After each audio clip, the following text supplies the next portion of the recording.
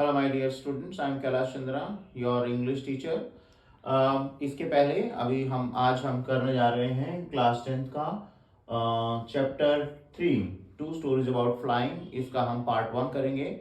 इसके पहले हम कर चुके हैं ए लेटर टू गॉड और उसके क्वेश्चन आंसर। उसके बाद हमने किया था a long walk to freedom, Nelson Mandela a long walk to freedom, और उसके क्वेश्चन आंसर्स हमने देखे थे। उसमें हम क्या कंटेंट डालते हैं, किस तरह से हम क्वेश्चन को आंसर करते हैं, तो ये हमने सीखा था। आज हम एक इसी बुक का आपका थर्ड चैप्टर आपको लेने जा रहे हैं। इस थर्ड चैप्टर में हम पढ़ेंगे पार्ट 1 हिज फर्स्ट फ्लाइट। जैसे कि आपको पता है, ये स्टोरी है टू सीगल्स की, फैमिली ऑफ सीगल्स की।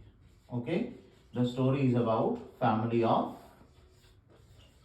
सीगल।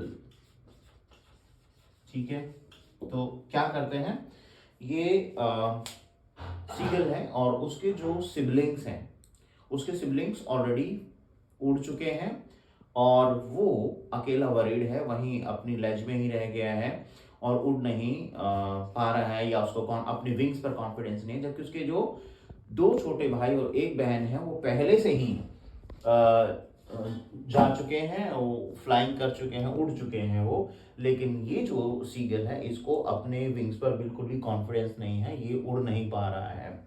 तो क्या होता है कि उसकी फैमिली उसको बहुत ही जेंटली उसको एनकरेज करती है। तो even after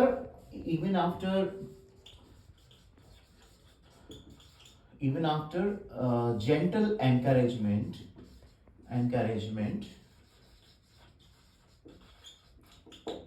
he is not able to fly, वो उड़ नहीं पाता है।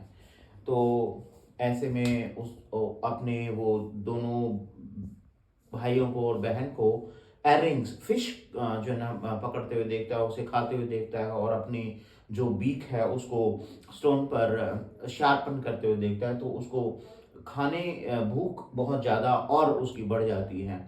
एट लास्ट वो बहुत कोशिश करने के बाद थोड़ा लेज तक आगे आता है, और लेज तक आने के बाद भी वो इतनी हिम्मत नहीं जुटा पाता। He is not at all encourage to fly. तो जब नहीं उड़ पाता है, तो ऐसे में पेरेंट्स उसको इन देयर ऑन लैंग्वेज, का, लोआ, का एटसेट्रा, दिस तरह की वो लैंग्वेज यूज करते हैं as given in your chapter. तो वो उसको डांटते हैं, ये बताते हैं कि हम आपको यहीं भूखा रहने देंगे और यहीं छोड़ देंगे, तुम भूख से मर जाओगे। Even after that, he does not, sum up any of the courage. अपने साहस बिल्कुल नहीं जुटा पाता है और वापस निराश होकर कभी बीमार होने की एक्टिंग करता है। All this has been watched by the mother continuously. माँ उसकी देख रही थी, एंड माँ तो माँ होती है। अब माँ ने क्या किया, she picked up a piece of fish. उसने एक मछली का छोटा सा टुकड़ा उठाते ही है और सीधा लेज की तरफ उड़ते हुए जाती है। अब उसको लगता है कि ये मेरी माँ मुझे एक पीस ऑफ फिश खिलाने के लिए आ रही है। लेकिन जैसे कि वो आ रही होती है, इस तरह से उड़ते हुए आती है, और जैसे ही यहाँ लेज तक पहुँचती है, वो फिश को ड्रॉप कर देती है। अब यहाँ पर ये सीगल जो है ना, वो काफ़ी हैरान होता है, और क्योंकि उसको बहुत ज़्यादा भूख लगी थी, और that scene of fish has maddened him of hunger. So वो क्या करता है, सीधा उसके ऊपर जंप कर देता है, और जैसे ही वो जंप करता है, और जंप करते ही वो अपने विंग्स को स्प्रेड करता है। विंग्स जैसे ही स्प्रेड होते हैं, वो उड़ने लगता है और उन्हें फ्लैप करता है।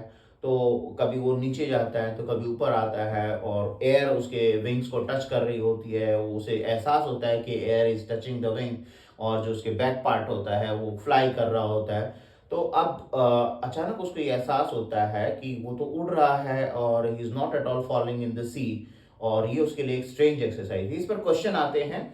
तो वो जब वो नीचे जाता है, जंप करता है, तो क्या एक्सपीरियंस थे, उसने लेग से जंप क्यों कर दिया, पेरेंट्स जो है ना वो कैसे उसको एनकरेज करते हैं, इन सब क्वेश्चंस को हम डिस्कस करेंगे। लेकिन पहले ही समझ तो वो समझते हैं। इसके बाद क्या होता है, वो धीरे धीरे जो है ना, क्योंकि उसने फर्स्ट टाइम अपने विंग्स चलाए थे, तो वो स्ट्रेंज एक्सरसाइज है, वो थोड़ा थका महसूस करता है। एक बार फिर से उसके अंदर जो फियर है वो क्रैप करने लगता है। लेकिन क्या होता है, वो जैसे अपने पैर समंदर पे रखता है, पानी पे रखता है, वो अब आगे नहीं डूबता और वो तैरने लगता है। इसकी फैमिली भी ये जैसे ही उड़ता है, उड़ रहा था उस टाइम, उसकी फैमिली भी उसको एनकरेज करती होती है उसको उड़ने के लिए, और इसके बाद वो कॉन्फिडेंस गेन कर लेता है, और फिर वो अब जब नहीं डूबता तो उसे पता चल जाता है कि yes he can also fly. तो चैप्टर हमें बहुत बड़ी सीख देता है कि जब तक आपके अंदर एनकरेज नहीं होता है, साहस नहीं होता है, जब तक आपके अंदर करेज नहीं है, साहस नहीं है, तब तक आप